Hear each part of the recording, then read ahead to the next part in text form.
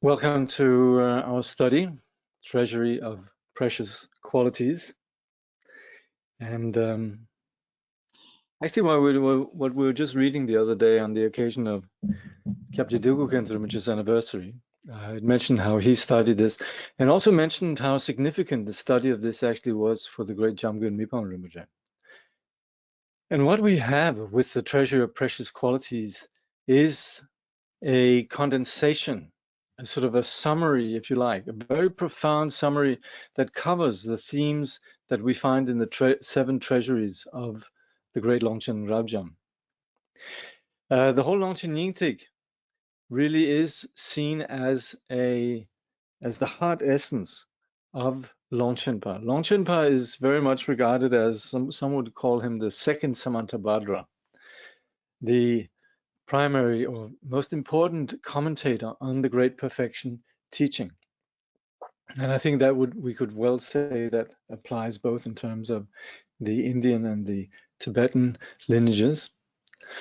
And Jigme Lingpa was somebody who, purely on the basis of his devotion, mingled his body, speech, and mind with Longchenpa, and amazingly, without having undergone a lot of extensive study, was able to essentially present the pith of Longchenpa's teachings. And when we refer to the Longchen Nyingtik teachings, we mainly refer to the treasure cycle known as the root volumes of the Nyingtik Tsape, the root volumes of the heart essence of Longchenpa. And these 3 volumes condense everything that we otherwise from Longchenpa have as what's known as the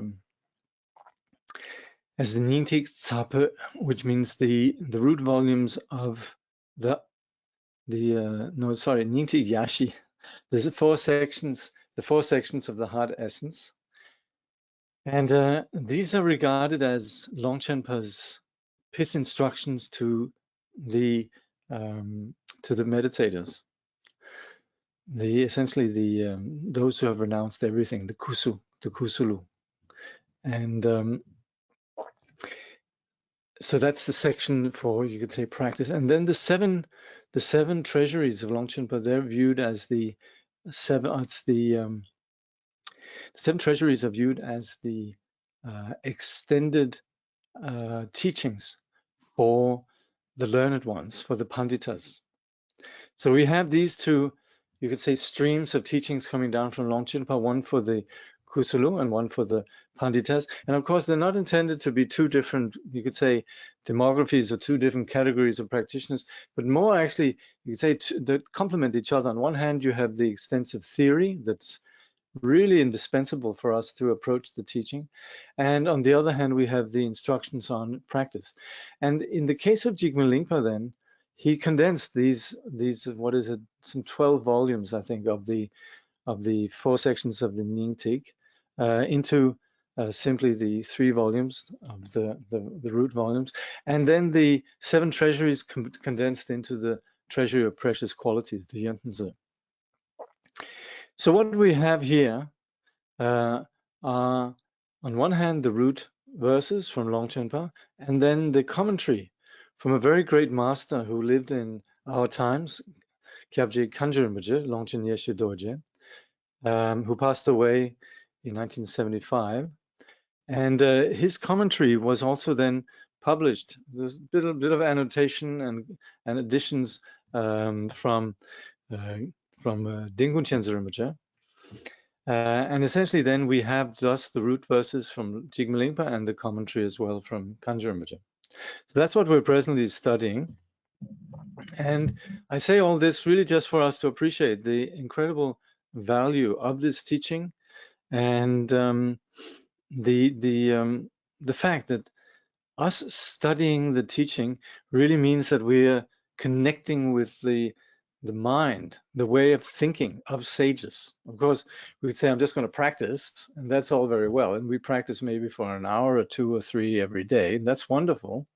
But if we do so still with, you could say, the backdrop of our own habitual way of thinking things, then the practice is very often influenced by these habitual ways that we see things.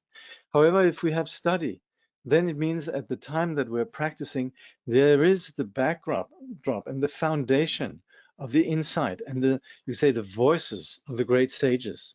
So that's where our, you could say, conceptual view really establishes a foundation of profound perspective that informs our practice. So in this way, we really view study and practice as going hand in hand. And in studying and reading these words also on a level that's intangible, we have the feeling or the inspiration or the blessing from these masters, in this case then Jigme Lingpa and Kangyur Rinpoche. So without further ado, then we will invoke the the wisdom body of Rigzen Jigme Lingpa, the source of love and compassion for all beings, who knows all that is knowable, emanation of Longchenpa, heir to a treasury of mind termas, sky-like yogin of the vast expanse of luminosity, Jigme Lingpa, at your feet we pray. So we're presently in the root text. Overall, we presently are studying refuge. The object of refuge, the 3 jewels, we've covered that. And then the practice of taking refuge, we looked at last time. And now we're looking at, you could say, the commitments of having taken refuge. It says here in the root text, when refuge has been taken in the Buddha, Dharma, Sangha, respectively, no honor should be paid to gods who, like our circle in samsara, we should do no hurt to others, nor befriend those hostile to the Dharma. With faith, we should show reverence to the symbols of the Triple Gem, and night and day, without forgetting, we should go to them for refuge. So taking refuge means we understand the depth and the width of our confusion and the consequences of our confusion, and we take refuge out of fear of samsara, and doing so as Mahayana practitioners, we do so also with the awareness how others suffer. In taking refuge, we find a place of safety, and that's why we have the word refuge. Refuge and being a refugee means that there's a war zone, there's a danger, there's no safety. And to take refuge means that we find safety. So we very often in the teaching say we take refuge out of fear. We've looked at that earlier, and we interestingly distinguish the way that we take refuge at the initial stage, at the level of the Hinayana, and when we are beginners, we take refuge out of fear of samsara. But then as we mature on the path and we graduate to the Mahayana, we take refuge, interestingly, out of fear of nirvana. And what we mean with that is we are not content to merely be free ourselves, but we wish to establish others in enlightenment. And that's where the idea of nirvana is frightening, because that means a place, in this case, nirvana means the personal peace that we might seek. And that's where that kind of small nirvana is a sort of an abhorrent or terrifying idea of the bodhisattva, who could never dream of leaving others behind. The idea of a parent, of just leaving your child behind. I don't know if anyone ever saw Meryl Streep in Sophie's Choice, about having to choose between which child to send off to the concentration camps. And that haunted this character for the rest of her life. And similarly, also, the bodhisattva could never dream of even letting a single sentient being wander in suffering. And so that's where the idea of nirvana for the bodhisattva is absolutely unthinkable. But having taken refuge in this way, then we and we also looked at for the Vajrayanist, when we take refuge out of fear of delusion, that we fear this absence of awareness, this absence of wisdom that we sustain at the level of having entered into the Vajrayana, that we never part from wisdom. And the Vajrayanist is, of all things, fears this unawareness, this absence of wisdom, fears delusion. But in doing so, then, we realize how confused sentient beings in samsara is. And here we, in a classical context, we say no honor should be paid to gods who like our circle in samsara. This actually, in the modern context, extends far beyond what we could say some belief in gods to the entire discourse of a deeply ignorant culture that has no idea of understanding neither nirvana or even samsara, and has no real understanding of the way in which our consciousness works. Whereas while we indeed are surrounded by continually offers to sort of understand our reality, we can see they come from a deeply confused place, not properly understanding the nature of the phenomenal world, matter, not understanding the nature of consciousness. We presently have no reason to actually pay too much attention to the sort of various sciences that are prevalent within our very ignorant materialist culture. And at the same time, we shouldn't offend anybody. So we shouldn't hurt others. We shouldn't go around saying, well, you know, this is all rubbish. That's not going to hurt. But we should never, ever really be naive and assume that there's profound truths to be found with outside of those that have completely eliminated confusion and completely realized the nature of reality. And that's why we take refuge in those that are not confused, namely the triple gem. And we recognize this insight stays with us day and night. We can take it formally in terms of repeating the refuge chant. We can also do it as, and while that of course is very valuable and certainly you could say refreshes continually our appreciation for the refuge, we should also remember what I often quote Tsongtse Rinpoche as saying is taking refuge essentially is understanding that our confusion is not solid, that our confusion is removable. And that's a very important insight that we take with us. We're not defined or doomed to be sentient beings wandering in samsara. We possess Buddha nature, and this confusion that we have is removable. It's temporary. But then again, we also have to be proactive in removing this confusion. So let's look at Kyabji Kangyur Rinpoche's comment. So just before in verse 21, we talked about the general precepts. Here we're getting more specific, and that's where we have some quite clear indications of how to proceed with regards to our commitments. Kangyur Rinpoche comments, as for the uncommon precepts, once one has taken refuge in the three jewels, there are three things to avoid. Taking refuge in the Buddha, one should stop paying homage to the gods, Brahma, Vishnu, and so forth, who are not only incapable of truly helping beings out, but due to their karma are themselves caught within cycles of existence. Even less should one pay homage to the pretas or spirits that inhabit the upper air and who possess miraculous powers. Let's see what I can get to the. So Khenpo Yönten Gyatso, he says, given that this is true, one might wonder whether the so-called 70 protectors and others of that kind should be admitted as protectors of the Dharma. It is incorrect to place one's trust in them without placing reliance also in the three jewels, or to consider them as superior to the three jewels. On the other hand, if one makes offerings to them as though to friends who help the performance of spiritual activities, considering them as agents of enlightened action, not only is there no fault, but it is highly beneficial. And that is where we very often in Buddhist cultures see people, even on a very level, farmers having a little place where they have a shrine to the local spirits, and they put some maize there, or they make some little offerings. If you go to Thailand, you'll see outside of houses, little houses where the spirits are allowed to be, and one is often putting out little offerings to them. If you go to Bali, you'll see how people make offerings to the locals, gods, and so on and so forth. So that's all fine, as long as one doesn't regard them as enlightened. Now this, again, like I said, this is of course within a very different cosmology and a very different culture of knowledge.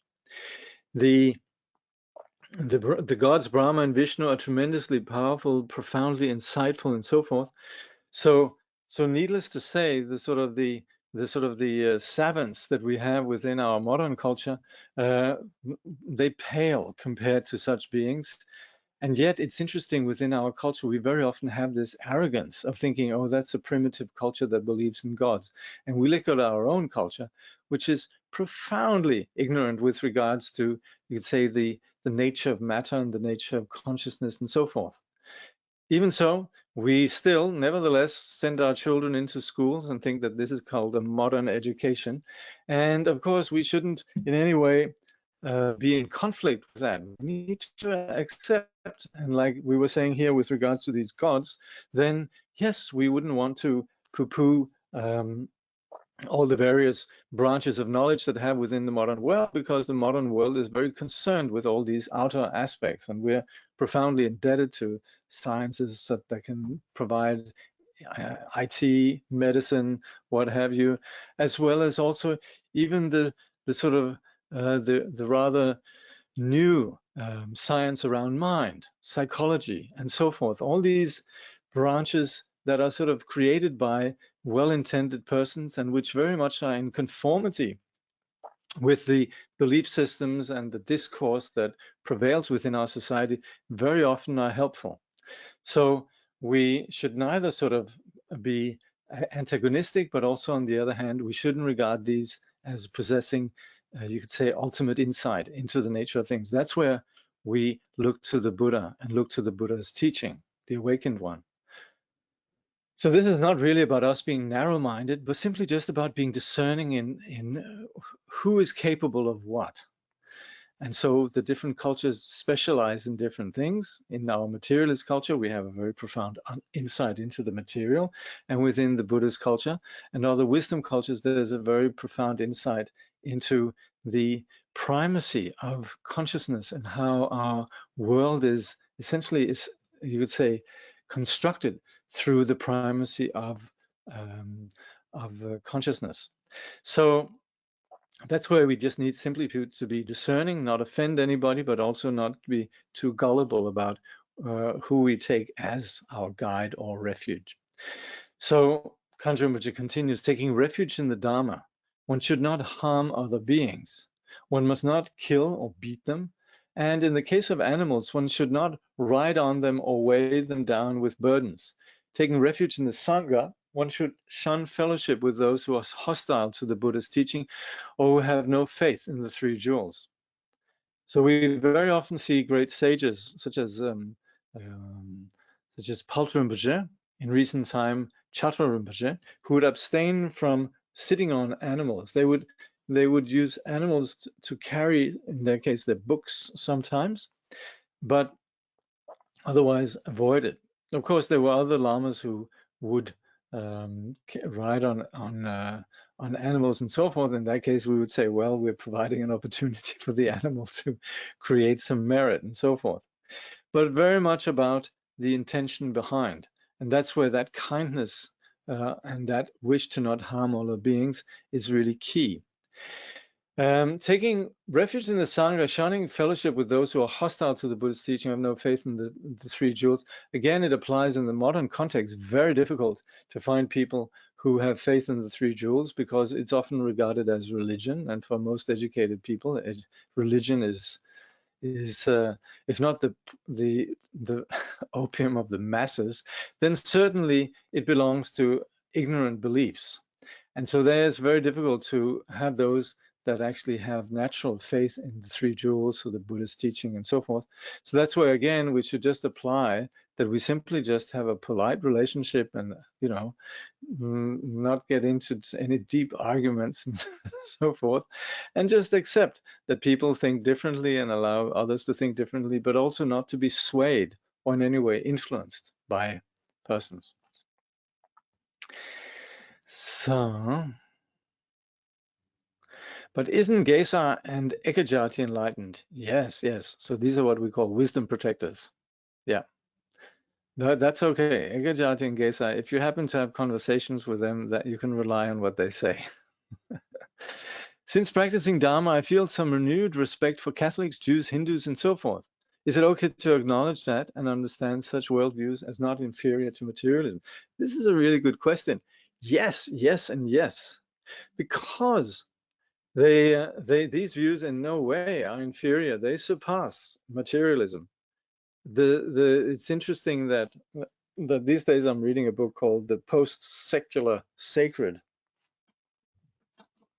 and it's written by David Tacey down in Melbourne, and it's actually about how within some of the strongest criticisms of modern time, the likes of Derrida and Habermas and others, who are famous for their deconstruction and critique of belief systems, there's actually also the acknowledgement that these belief systems that they criticize, in dismantling them, deconstructing them, there emerges a wider perspectives that allows for something deeper and more truer that has to do with, again, a greater insight into the sacred. And so that's where you could say those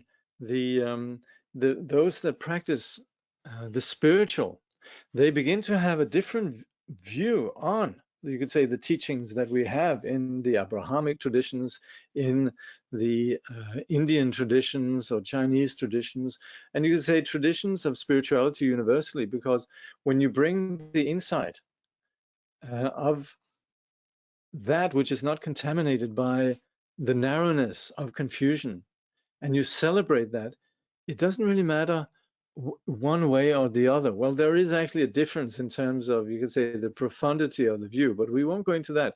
As far as practice goes, and that's, we distinguish between practice and view. And as far as practice goes, then the various religions, they take us beyond, you could say, the lowest common denominator of just secularism, which as per its own definition, doesn't believe that there's anything beyond just the purely material. And that essentially is what we define as nihilism. And it brings with it a sadly bleak view on our reality. Whereas the religions, as much as you could say, criticize the belief systems and their view, then certainly they bring about a practice and an engagement with a dimension that lies beyond the ordinary conceptualized ideas around our reality. So that's something that we have within that appreciation. Also, we have it even in Immanuel Kant, who would talk about I don't know the English words for it, but the Ding an sich, things in itself. What's it again? The noetic or the noematic, that which lies beyond language and concepts. Even Immanuel Kant would acknowledge that. And so, and such intrinsic to you say the thought that we have in the West, there is a view that takes us, a critical view that takes us beyond just the narrowness of secularism. So yes, it's intrinsic to being a Dharma practitioner, is that there's a respect for the various religions, and of course, more than anything, we could say the example of the Dalai Lama, you know. So yes, and yes. Okay. The precepts regarding things to be accomplished.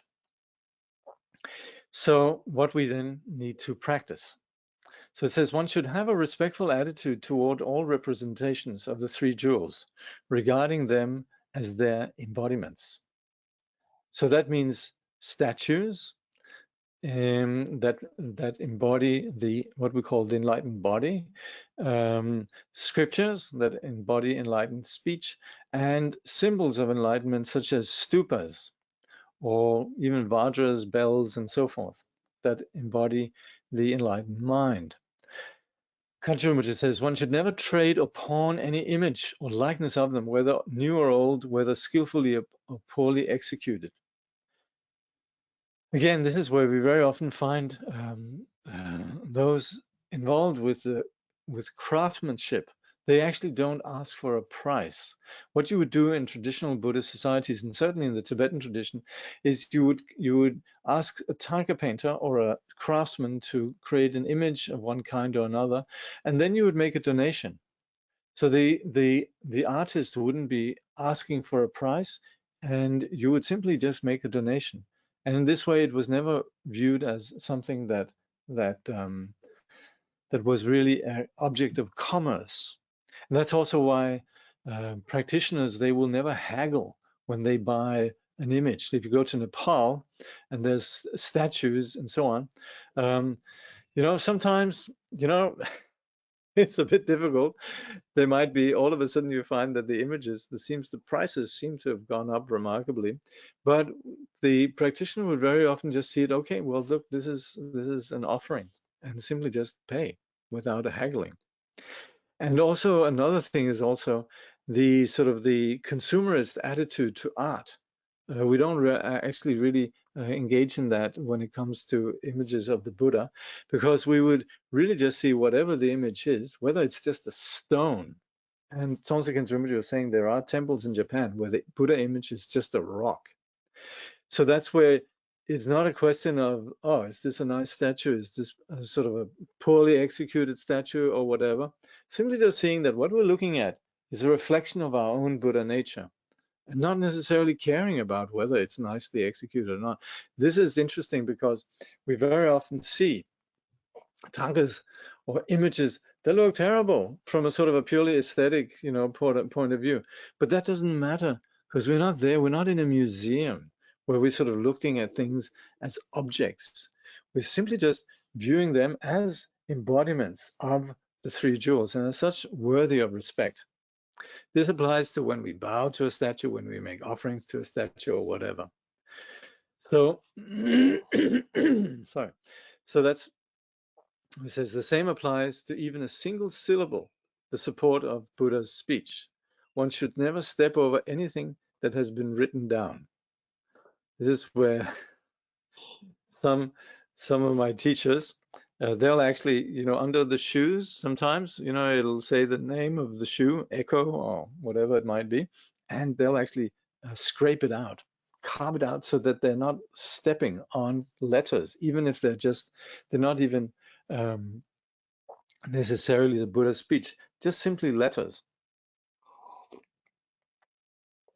And not to mention, and this sometimes old fundamentalist Buddhists like me, we're close to having a heart attack when you're in an assembly hall or in a group of practitioners, that some, and of course nobody's ill-intended, but some practitioners might just, not knowing, just step over the text and sort of like, no. So don't step over the texts.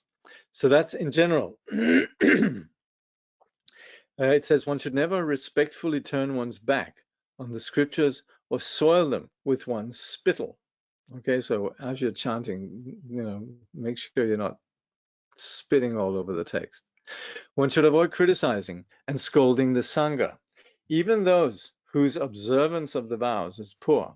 Let's see what they say about that. Oh, come on.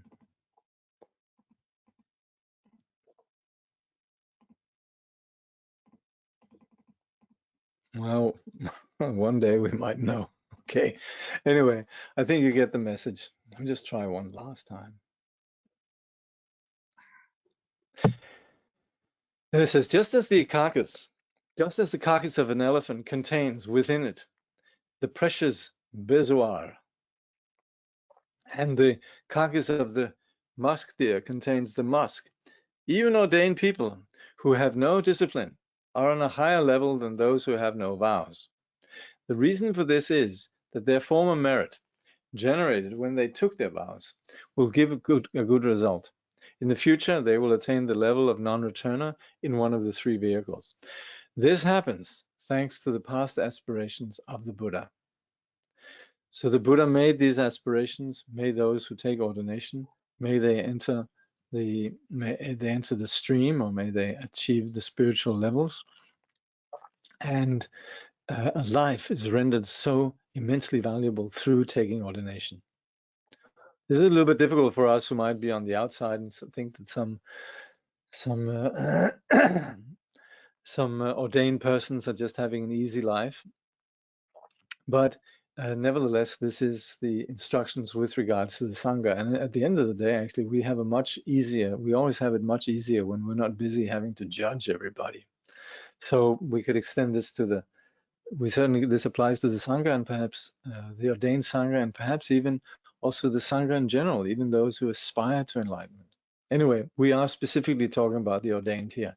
And it says, with devotion, one should touch the crown of one's head with even a patch of their red and yellow robes. One should call to mind the qualities of the three jewels as many as 3 or 6 times every 24 hours, or at least once during the day and once during the night. One should take refuge in them and encourage others to do the same. So again, Khenpo Yönten Gyatso says, at the moment of death, whatever habits one has acquired in the course of one's life will arise. To remember the three jewels at the time of death, even if one has done no other practice, is extremely important. It is said in the Samadhi Raj Sutra, constantly praise the Buddhas with pure thought, word, and deed. If you become used to this, you will see the protector of the world, meaning the Buddha, during the day and even at night. And when one day, after illness and pain, the suffering of death comes to you, your recollection of the Buddha will not weaken. The feelings of pain will not overwhelm it.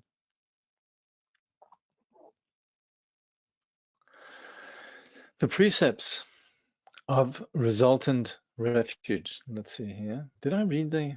I'm not even sure I actually read the last one. No, I did actually. Okay, it's all good. Yeah. 23.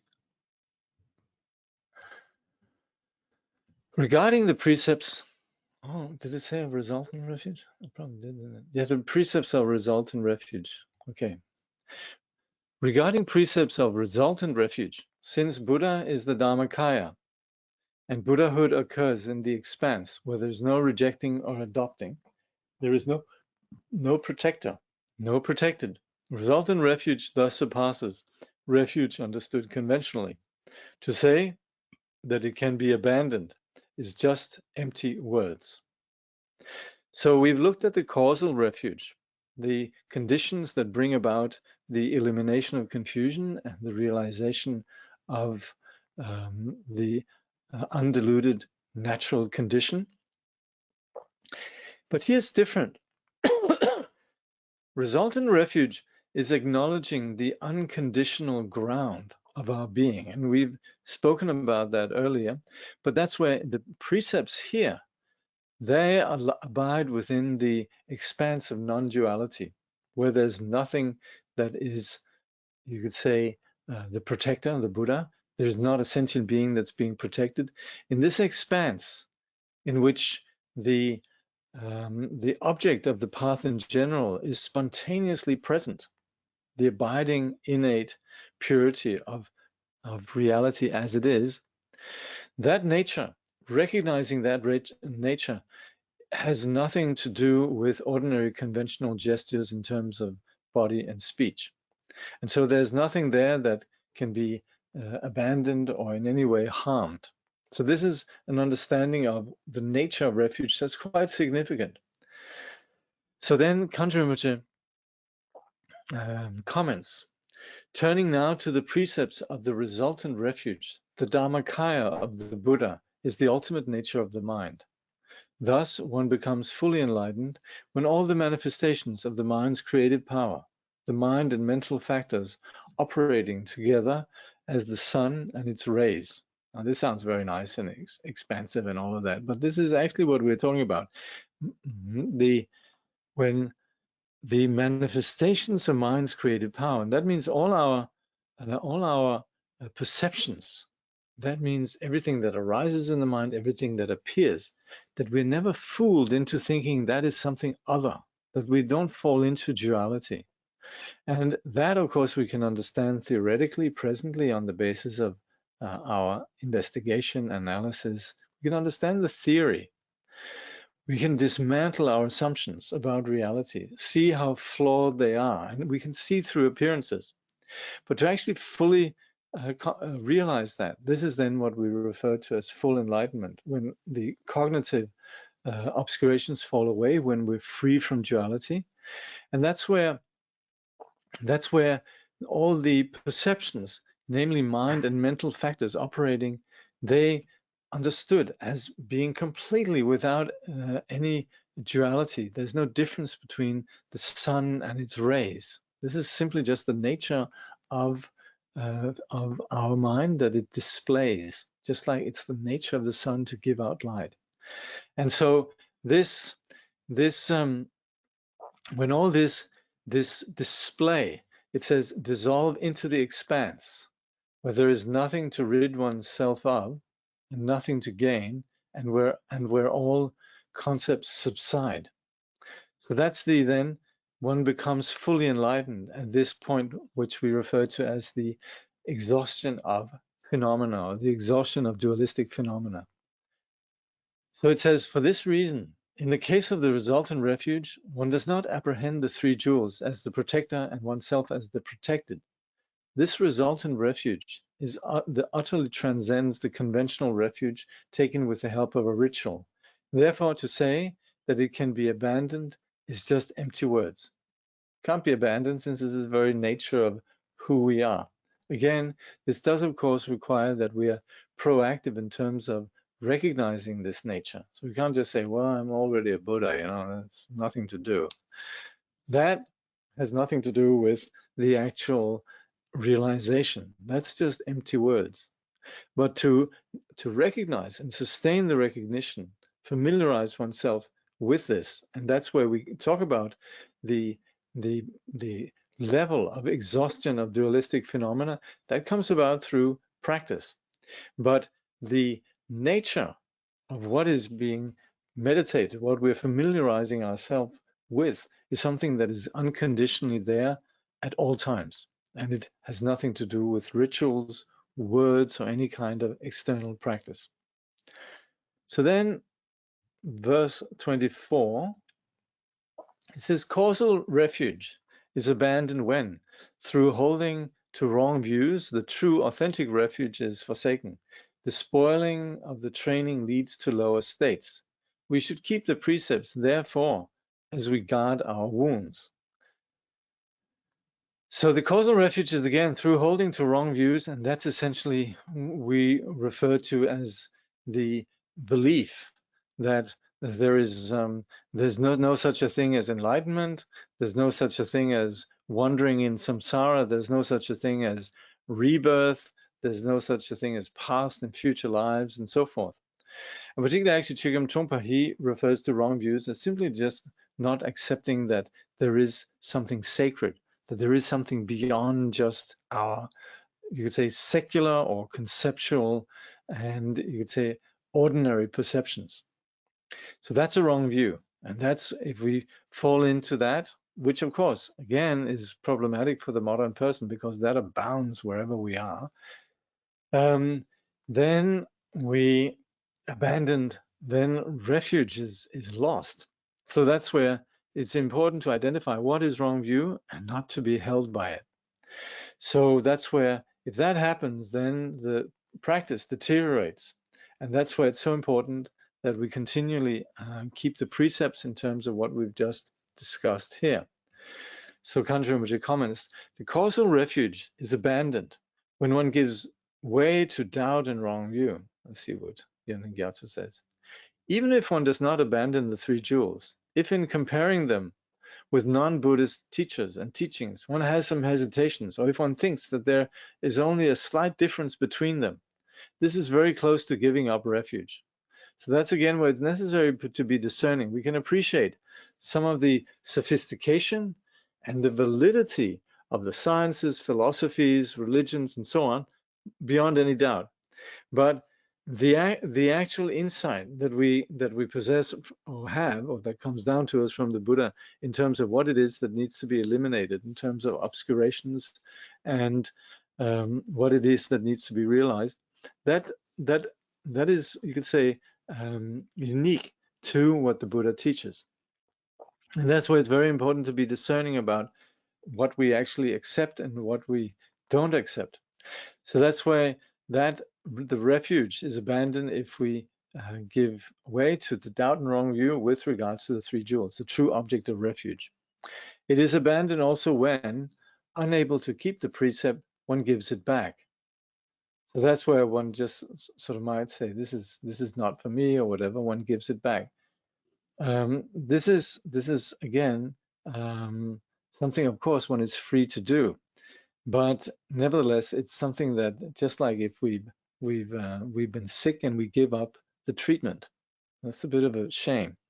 If any of the precepts concerning what has to be abandoned and what has to be adopted is impaired, again, keep sticking with the treatment if we're sick, even when the vow is not completely broken, one will fall to nether regions of the lower realms.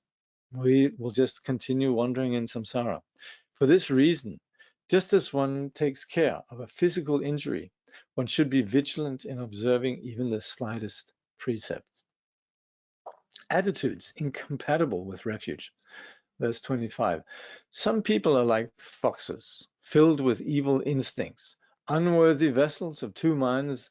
Their acts belie their words. They show a weak conviction in the refuge that is undeceiving. They have recourse to spirits. In this life, they come to ruin. So that's where persons might have very little spiritual inclination. They might sort of make a show out of committing to the path, but in fact, they have no real interest whatsoever. So Kangyur Rinpoche says, due to effects similar to the cause, and that means due to a particular disposition that drives a habitual repetition of a particular pattern, right? Then certain people, like foxes, unable to resist their instincts, are trapped in their wrong attitudes and thoughts. They recite the refuge prayer loudly, but in reality, their behavior contradicts their commitment. They have no faith in the three jewels, and their minds are impervious to their blessings. They are cynical, unworthy vessels. So this is, you don't want to belong to this category, put it simply. No, it's simply just talking about, you could say, the superficiality of just not being willing to give up particular patterns and negative attitudes, essentially the afflicted states of mind. Such people, they have recourse to what worldly folk regard as gods, spirits, and ground lords, but which in reality are pretas that move in the air and possess magic powers and clairvoyance, the fruit of their past karma. Again, this is where in the cosmology of Tibet and cultures in which there's sensitivity to these powers, that's the kind of powers that might be sought through these entities. But of course, that also corresponds to, in the modern context, again, just simply falling for flawed science, poor science, and being so impressed with it. Such behavior shows that these people do not believe the three jewels to be definitive and infallible refuges. In this very life, their fortunes will decline and their deaths will be untimely.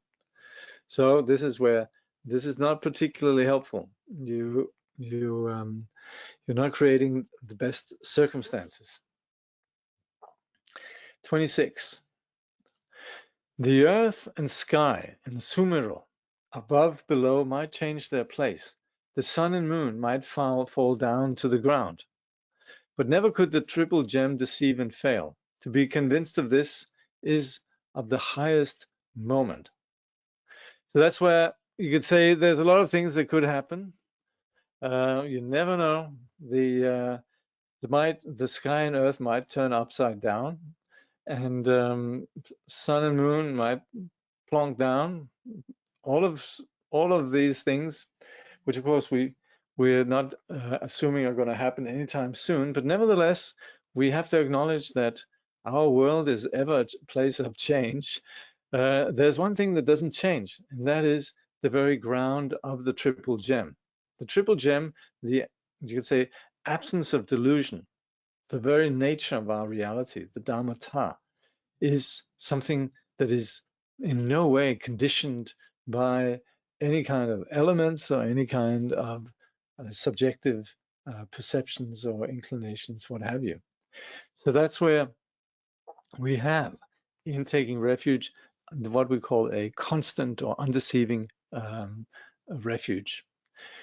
It may be, Kangyur Rinpoche comments, then it may be within our universal system, above and below. In other words, the earth, sky, Mount Meru, and the four continents, they might change their position.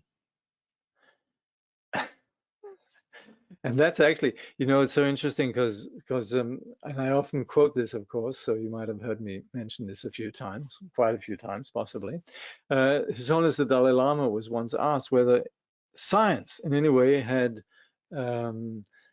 diminished his appreciation for the value of the Buddhist teaching, and he says in no way. He's never found any kind of conflict between the two. And he says, only one victim of studying science. I no longer believe in Mount Meru. So the cosmology that we have from in the Indian context is, of course, one in which you have a particular cosmology that is based on Mount Meru in the center of the four continents. Some of you are familiar with this through the mandala offering. And this sort of view, in fact, actually for many have changed. Now people would sort of nowadays they would subscribe to the heliocentric universe, the sun in the middle and planets orbiting around there. Very different from the view that was basic to India and Tibet. But again, that doesn't change anything. That's the thing. This has happened. As far as the Tibetan and Indian cosmologies goes, everything has actually been turned upside down on the basis of modern science. But that actually doesn't worry the Buddhist teachers or Buddhist practitioners in the slightest, because it doesn't change what we're talking about in the Buddhist teaching. Of course, sometimes it's a little bit funny that you have this, but in a way, it seems that certainly nobody is particularly worried about that. And we still make mandala offering with the four continents, Mount Meru in the center, etc., etc., simply because the nature of the Dharma is unchanging. Kangyur Rinpoche says the sun and moon could conceivably be deprived of the energy that propels them in their celestial courses and could fall down on us. Again, different cosmology, as we are familiar with. Gole Lung. According to traditional Buddhist cosmology, this is a belt of wind energy around Mount Meru, which supports the celestial mansions of the sun and moon. Again, yeah. But even if such a thing were to happen, it would still be impossible for the three jewels to deceive us. It is extremely important to be completely convinced of this truth. So, like I say, this very much applies to the situation in the present day and the present day perception of the classical cosmology. And then we will behold the three jewels, even in our dreams, and rich in perfect qualities through mindfulness and vigilance. We will recall our former lives and cross the bardo easily. We will be guardians and friends of all embodied beings. So Kangyur Rinpoche comments, if in dreams one has the impression of falling into a river, or of being pursued by enemies and wild beasts, as soon as one sees or remembers the three jewels and prays one pointedly to them, all such dangers will fade away. One will acquire carefulness, mindfulness, and all the qualities of the three trainings. One will remember all one's past lives and recall the faith that one had in the three jewels, as well as all one's other excellent qualities. To see the Buddhas and Bodhisattvas even in the bardo state will not be difficult, and one will easily progress toward liberation. Finally, by becoming an embodiment of the three jewels oneself, one will be able to protect other beings, soothing their anguish and leading them not only to the higher realms, but even to the ultimate perfection of Buddhahood itself. So here we've covered the commitments and the benefits of taking refuge. I hope this makes sense. If you have any questions, we could do one or two. For me, it is hard to think about Tibetan cosmology. Why not change to scientific proof and put sun in the middle? That wouldn't change anything. Well, that's exactly what we're saying here. Yes, indeed. Nobody's worried about that. So that's also why we understand. Also, the heliocentric universe, that's again according to our particular, you could say, view. So we could change it, but we could also leave it. Doesn't really matter, because these are all what's implicit here is really all this is, you could say, conventional projections, conventional ideas. The main thing is that we understand the Dharma. And so whether we think of cosmology in one way or another, doesn't matter. The three jewels, the nature of the three jewels doesn't change. So that's why, yes, that's why the Dalai Lama has no attachment to Tibetan cosmology. He's completely fine. Or actually, he's saying he's converted to the view that we have in the modern world. So that's absolutely fine. And of course, every Tibetan kid that comes out of, that goes to school in a modern context is taught the sort of the heliocentric universe, the sun in the middle with orbiting planets. Doesn't change anything in terms of the nature of the three jewels, the Buddha, Dharma, and Sangha. Yeah. So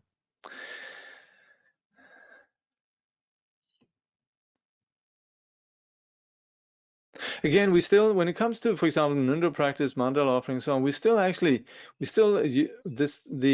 this is all just relative, it doesn't really matter one way or another, then there's also some significance in the formula that we subscribe to in terms of the classical model, because we would also say when we do the 37 mandala offering, then that corresponds to the 37 limbs or the 37 aspects of the path to enlightenment. So, and also when, for example, in the Nyingma context, when we're doing the mandala offering, then we are exclusively here just talking about the Niyamanakaya offering, where we also then in the Nyingma include the offering, the Sambhogakaya and the Dharmakaya, which of course, there we're speaking about the unconditional, intangible nature of wisdom. So its manifestation and its ground, the Dharmakaya and Sambhogakaya. So that doesn't change at all. And the ways in which we think about the Niyamanakaya is really just because it creates auspicious conditions for the progression on the path. Now rather than thinking about these sort of heavenly realms, it's wonderful. We're thinking about the sort of the seven, what we call the seven noble features of the universal ruler, which correspond to the seven qualities of the Bodhisattva, the seven riches of the Bodhisattva. We're thinking about the offering goddesses, which are the pure nature of the eight consciousnesses. We're talking about the sun and the moon, which represent wisdom and compassion. And so all of these sort of aspects of the mandala as we offer it actually has a lot of beauty, and you could say creates the auspicious conditions for the accomplishment of the path. So I think for the time being, I think we're all cool with the Indo-Tibetan cosmology as we have it in the mandala offering. But you probably won't find many Tibetans who would disagree with the findings of, say, the modern astronomy, the modern understanding of the planets. There is a very sweet story about an old geshe in Dharamsala whose nephew was going to school, and the geshe said, it's all very good what you're being taught, but this thing about where we live, Jambudvipa, Zamboling, being a round ball, don't believe a word of it. Don't believe a word of it. Rubbish. So of course we have that as well. Anyway, there you have it. I hope that makes sense. And we have actually at this point, we've concluded then the chapter on refuge. And so the next chapter will be the chapter on the four boundless attitude. We'll begin that next week, I believe. So that's what's coming up next. Okay, so we'll conclude at this point today, I think. What time is it? Yeah, good. Okay.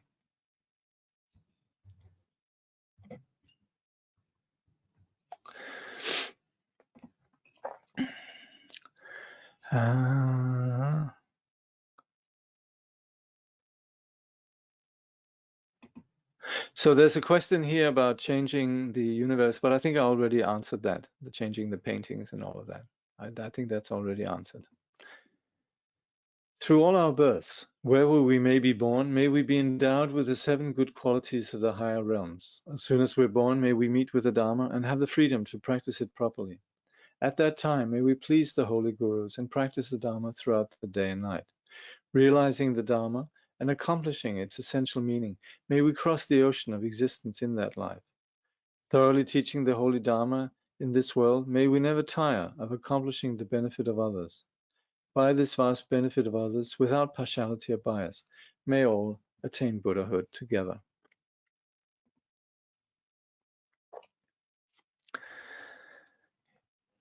Thank you.